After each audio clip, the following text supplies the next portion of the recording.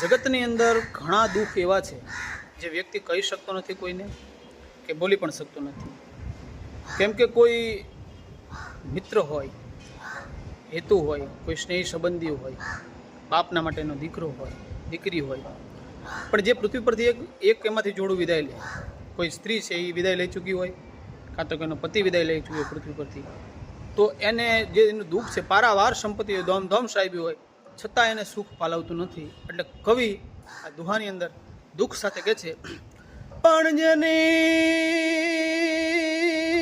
ભાંગે જોડ હરે રે એને માયાની મીઠ પુનય પણ ગાગા